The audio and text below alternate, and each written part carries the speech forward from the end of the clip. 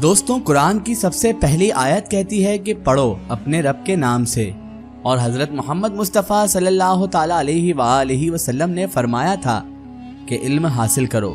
इल्म हासिल करने के लिए अगर तुम लोगों को चीन भी जाना पड़े तो जाओ। इन दोनों बातों से ये मालूम होता है कि इस्लाम में एजुकेशन यानी इल्म पर किस हद तक जोर दिया गया है, यानी लोगों को इल्म हासिल करने के लिए किस तरह जोर डाला गया है। खुद कुरान शरीफ में लगभग 1000 से ज्यादा ऐसी आयतें मौजूद हैं जो साइंस से यानी कि विज्ञान से रिलेटेड हैं। कुरान शरीफ को ही आधार बनाकर मुसलमानों ने हर क्षेत्र में हर हिस्से में इल्म हासिल किया है और वे बड़े बड़े वैज्ञानिक बनते चले गए। दोस्तों, अक्सर मुसलमानों पर यह इल्जाम लगाया जाता है कि मुसलमानों ने दुनिया को कुछ भी नहीं दिया है, मगर दोस्तों जब हिस्ट्री के इतिहास के पन्ने को पलटा जाता है तो हर क्षेत्र में मुस्लिम ही मुस्लिम नजर आने लगते हैं। क्योंकि दोस्तों मुसलमानों ने इस दुनिया को ऐसे ऐसे आविष्कार दिए हैं जो आज भी हम और आप सब लोग इस्तेमाल करते हैं। साइंस का कोई नामो निशान ही ना होता अगर मुस्लिम वैज्ञानिक पैदा ही ना होते। मगर दोस्तों वो कहावत तो आपने सुनी होगी कि जो हुकूमत में होता है वो मनचाहा इतिहास लिख देता है। दोस्तों, यहूदी मजहब के लोगों ने और ईसाई मजहब के लोगों ने इस्लाम से नफरत की वजह से, इस्लाम से बुग़्ज़ और हसद की वजह से मुस्लिम वैज्ञानिकों के इतिहास को खूब छुपाया। जी हाँ दोस्तों, मुस्लिम वैज्ञानिकों के इतिहास को छुपाने में सबसे बड़ा हाथ यहूदियों और ईसाइयों का ही है, मगर दोस्तों फिर भी वो कामयाब ना हो सके। इसीलिए दोस्तों आज की इस वीडियो में मैं आपको 5 ऐसे मुस्लिम वैज्ञानिकों के बारे में बताने जा रहा हूँ जिनको आज इनके इल्म की वजह से दुनिया झुककर सलाम करती है। तो दोस्तों हमारी लिस्ट में नंबर 1 पर है मोहम्मद अल गफीक।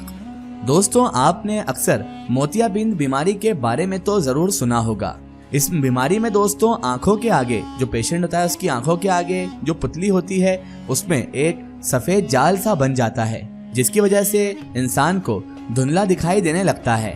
लेकिन दोस्तों आपको ये जानकर हैरत होगी कि आज से लगभग 900 साल पहले एक मुस्लिम वैज्ञानिक और डॉक्टर मोहम्मद अल गफीकी ने इस बीमारी का सटीक इलाज करके दिखा दिया था।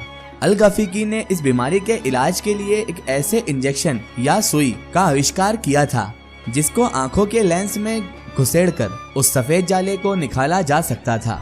सोचिए दोस्तों कि 900 साल पहले आंखों में सुई डालकर मोतियाबिंद जैसी बीमारी का इलाज कर देना कितनी हैरत की बात थी। मोहम्मद अल गफीकी आई स्पेशलिस्ट थे और दोस्तों इसके अलावा मेडिकल फील्ड में उनका बहुत बड़ा योगदान भी रहा है। चिकित्सा के क्षेत्र में लिखी गई उनकी किताबों को आज भी कई वैज्ञानिक कई साइंटिस्ट उपयोग में लेते हैं। इनकी इस खिदमत और काबिलियत को देखते हुए सन 1965 में यानी 1965 में स्पेन की गवर्नमेंट ने इनकी 800वीं डेथ एनिवर्सरी पर इनको सम्मानित करते हुए इनकी एक प्रतिमा भी लगाई। दोस्तों हमारी लिस्ट में नंबर 2 पर है नासिर अल दीन तूसी।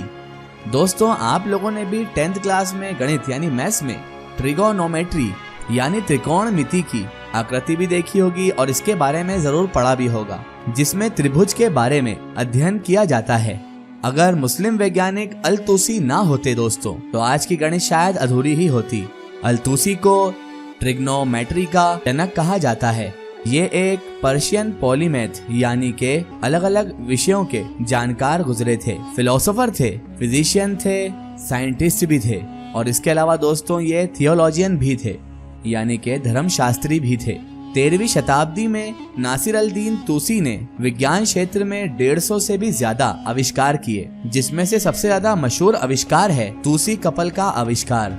दोस्तों तूसी कपल एक ऐसा आविष्कार था जिसकी सहायता से अंतरिक्ष के ग्रहों की घूमने की गति और उनकी दिशा तथा दूरी का पता लगाया जा सकता है। सोचिए दोस्तों अगर ये मुस्लिम वैज्ञानिक ना होते तो आज अंतरिक्ष के ग्रहों का अध्ययन करना कितना मुश्किल हो जाता। और दोस्तों इसके अलावा क्या आपको पता है कि चांद के एक प्लॉट यानी एक क्षेत्र का नाम इन्हीं वैज्ञानिक के नाम पर रखा गया है। इस क्षेत्र का नाम है 10269 तूसी। दोस्तों हमारी लिस्ट में नंबर 3 पर है इब्ने खल्दून। मुसलमानों में दोस्तों एक बहुत मशहूर हिस्टोरियन और सोशोलॉजिस्ट गुजरे हैं जिनका नाम है इब्ने खल्दून। इन्होंने हिस्ट्री ऑफ सोशल लॉज पर बहुत सारी किताबें लिखी थी, जिनमें से सबसे ज्यादा मशहूर हुई अल मुकद्दमा, इंग्लिश में इसे कहते हैं द मुकद्दमा एन इंट्रोडक्शन टू हिस्ट्री। इसमें सोशियोलॉजी के कई प्रकार के नियम हैं, तो उस दौर से लेकर दोस्तों आज तक बहुत ज्यादा बेहतरीन नियम माने जाते हैं।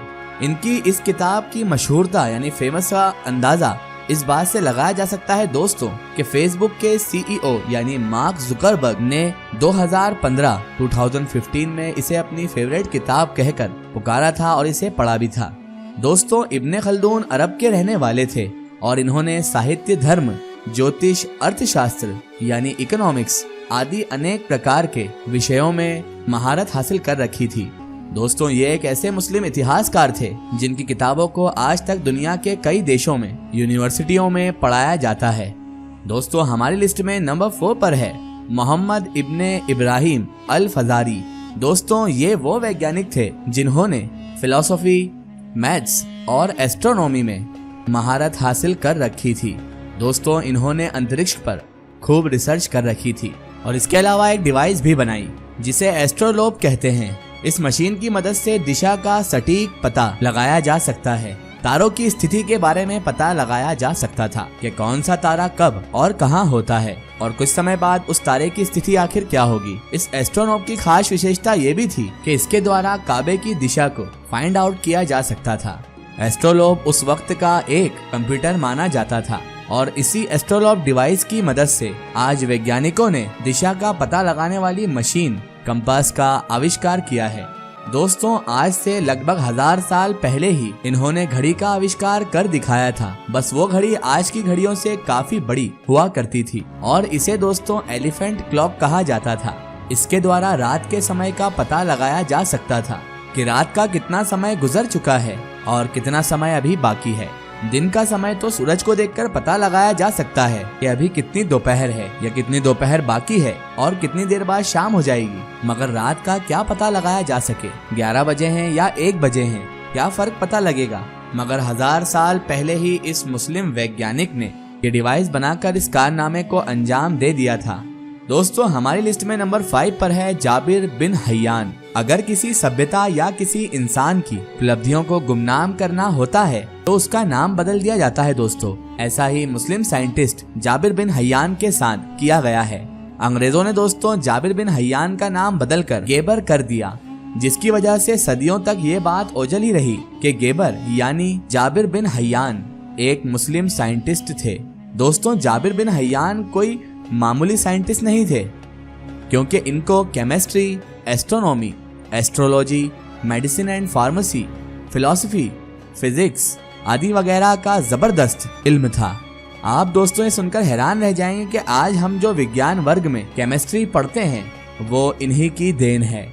इन्हें केमिस्ट्री का जनक, फादर ऑफ द केमिस्ट्री कहा जाता है। जाबिर इब्ने हय्यान ने कई प्रकार के केमिकल्स का आविष्कार किया। यहाँ तक कि दोस्तों तेजाब का आविष्कार भी जाबिर बिन हय्यान ने ही किया था।